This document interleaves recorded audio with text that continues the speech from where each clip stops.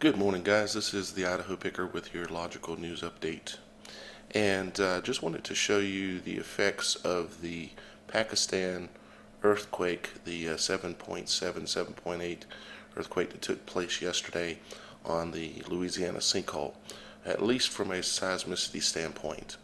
As you can see here, here's one of the first charts I'll show you, and this is what the earthquake looked like.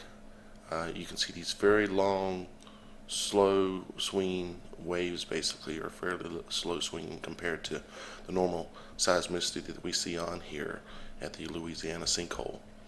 And this is basically what it looks like. Looks like it struck right around the, or at least 8 a.m. Louisiana time, you might say. Okay. Let's take a look at another chart.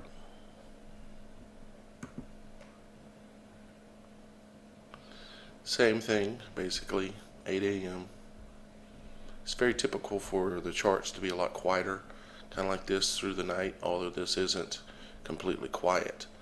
There's activity going on here, and they have adjusted these charts down, the sensitivity of these sensors here, in order to try to control the amount of, because a lot of times the information was going off the charts, so they have adjusted this down. So this is pretty typical for overnight, for it to be quieter, and then for you to have more tremors and such during the day. I don't know that any of these smaller tremors here were, or medium-sized even tremors here, were caused by this Pakistan earthquake, because it is typical for once the sun rises in the area, which is coming in after say 7, 8 o'clock, that you start getting these tremors locally at the Louisiana sinkhole. Let's take a look at another chart. What these are several, to the tune of about, I think, about 11 or 12 different seismographs that are located at the Louisiana sinkhole, and each chart represents what typically is going on directly below that seismograph. They are local seismograph readers and only read what is going on directly below them.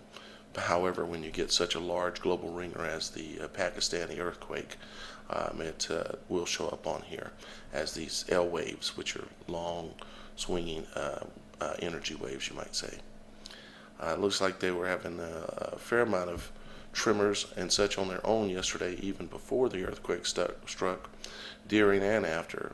It looks like it kept right on rocking and rolling, you might say.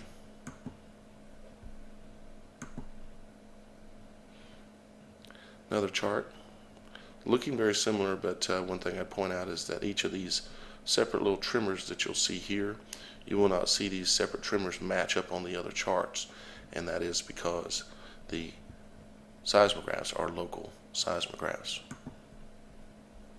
Let's take a look at one more. Much more busy chart here. A lot of this here that you see that's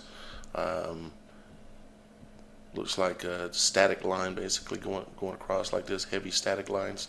That's due to fluid movement, gas movement. One of the two along those lines creates this. So there's definitely, certainly a lot of fluid movement, gas movement going on.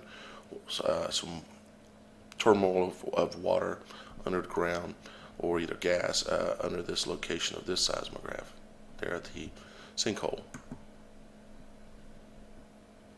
Actually, we got one more we'll peek at real quick, and you can see once again showed up there too as well.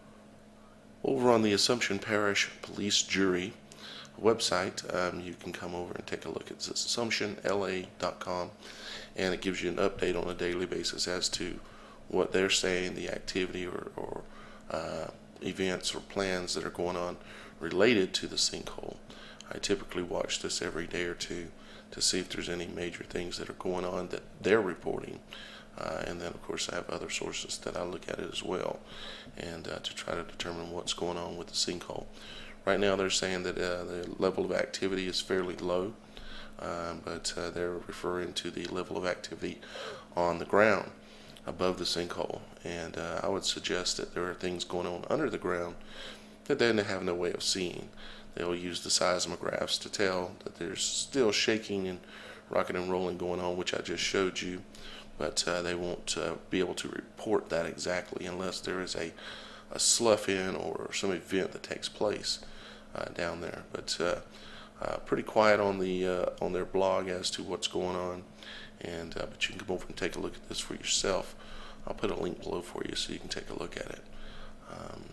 And I'll be keeping an eye, as I always have, on the Louisiana sinkhole, and I'll bring you information as I see fit that might be relevant to keep you on top of things as best I can, at least. Okay, guys, that's it for our logical news update for today with the Idaho Picker, and I'll be back in touch with you soon.